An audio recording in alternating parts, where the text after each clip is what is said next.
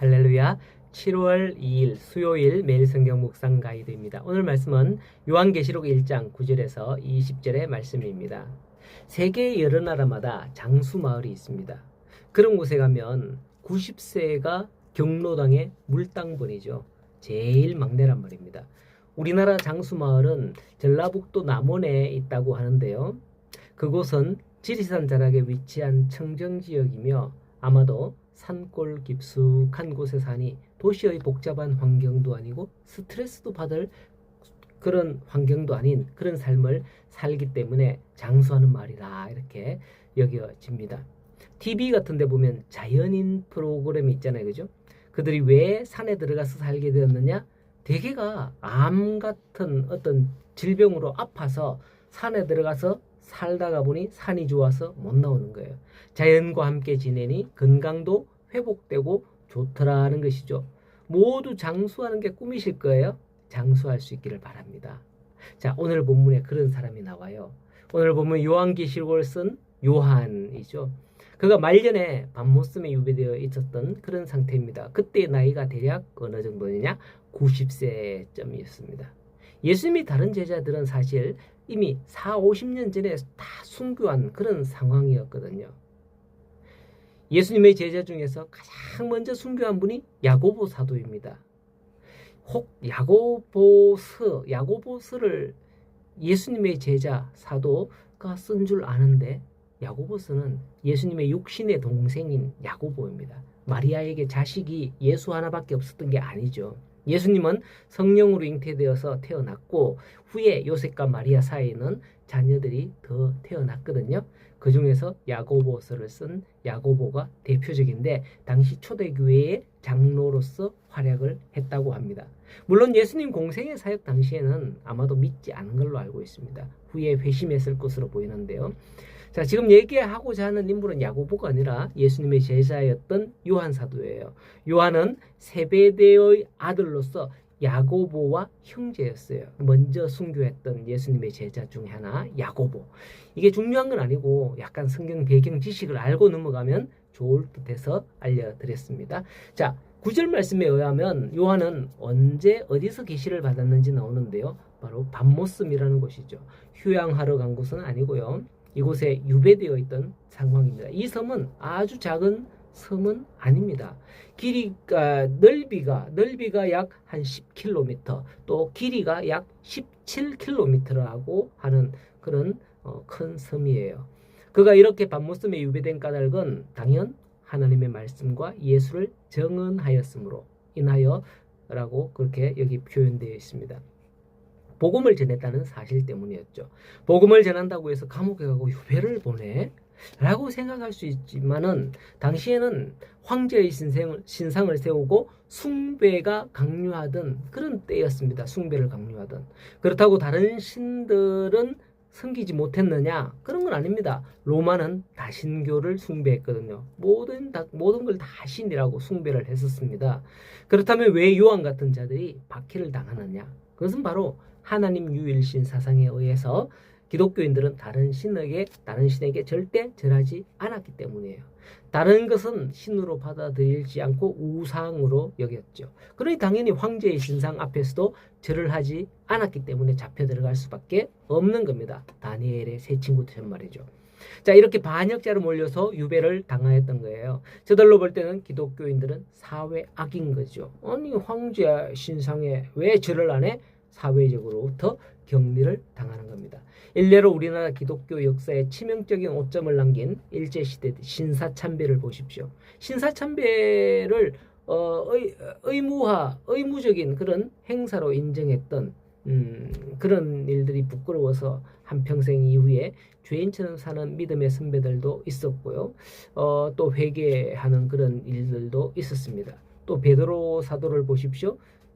베드로 사도처럼 그렇게 해야죠.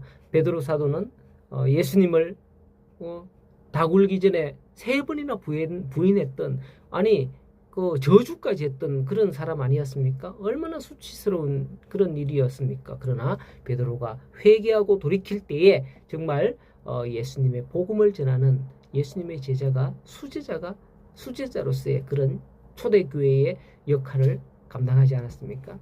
이렇게 고난과 고통을 피해서 잠시라도 믿음을 저버린 순간은 후일에 참회의 눈물을 적실 수밖에 없는 거예요. 문제는 그 가운데서 돌이켰냐, 돌이키기 위해서 애썼냐, 이게 중요한 거죠.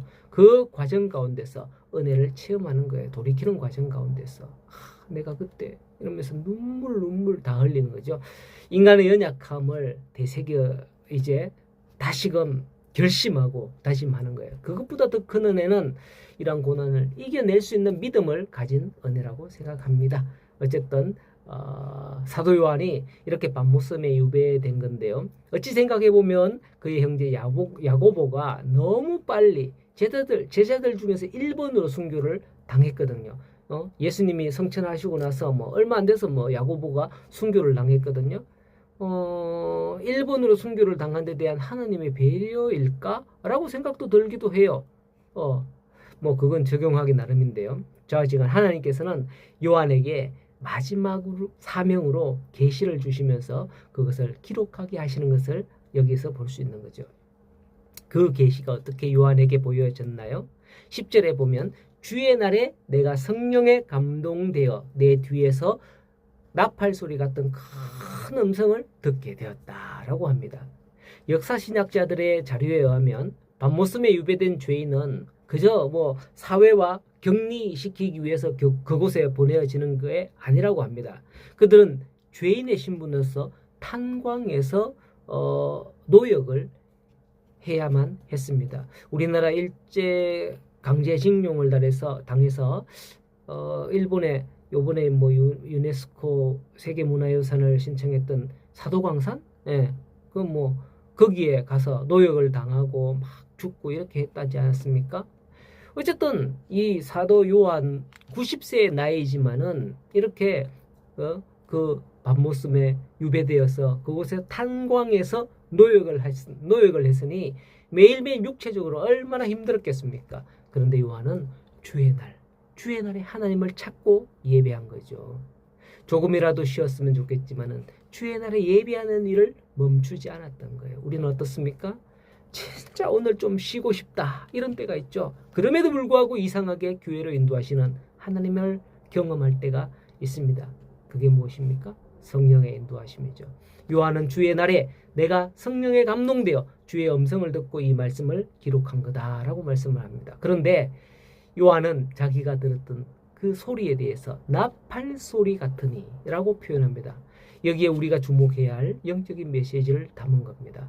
분명 요한은 뭐 자기가 이해하는 어떤 그런 소리로 들었을 거예요. 그러나 그 내용을 구체적으로 기록하지 않고 나팔 소리라고 표현하는 거예요. 물론 뒤에 가면 쭉 요한계시록 뒤로 쭉 가면 요한에게 했던 어떤 말은 기록하지 말고 인봉하라 그렇게 말씀도 하셨기도 합니다. 이처럼 여기서 나팔 소리라고 비유하는 것은 성경에서 나팔 소리가 어떻게 쓰였는지 읽는 이로 하여금 경각심을 주기 위함이에요. 에스겔 33장이나 이런 데 보면 전쟁 때에 막 이 나팔을 불고 파수꾼이 경고에 나팔을 막 불고 이렇게 합니다. 또 출애굽기나 뭐 그 레위기나 이런데 모세오경에 보면 절기 때에 나팔을 부른다라고 나옵니다. 성경에서 말하는 나팔 소리는 주의를 환기시키고 상대를 일깨울 필요가 있을 때 부는 거죠. 그렇습니다. 이렇게 나팔 소리로 표현한 것은 1차적으로 그 음성의 귀를 기울여야 한다. 내가 듣고 이 기록한 말씀을 읽고 듣고 깨달으라 라는 그런 이유가 있는 거예요. 그래서 이것을 기록해서 7교회에 보내라고 명하시는 그것을 바로 11절에서 볼 수가 있는 거예요. 그러므로 오늘날 계시록을 읽는 우리도 주의 깊게 읽어야 한다는 거예요. 단지 성도인 나만 이 말씀을 알고 그치는 게 아니라 큰 나팔 소리를 듣고 기록해서 7교회에 보냈던 요한처럼 우리도 불신자들에게 마치 나팔을 불듯이 이 복음을 알려야 한다라는 것이죠. 그게 내 친구일 수 있고요, 가족일 수 있고 직장 동료 혹은 부모나 아니면 자녀일 수도 있습니다. 그들에게 내가 깨달은 말씀으로 나팔을 부는 그런 성도들이 되기를 바랍니다. 이제 오늘도 주의 날을 소중함을 깨닫고 이제 성령으로 인도하시는 하나님께서 나를 이렇게 인도하셨구나. 그리고 그 주시는 깨달음을 우리도 다른 사람들에게 나팔 소리라 듣고 나팔 소리로 전해야 되겠습니다. 여러분들의 나팔 소리로 인해서 저들이 다 깨어나서 구원받는 그런 날이 속히 오게 되기를 간절히 소원합니다.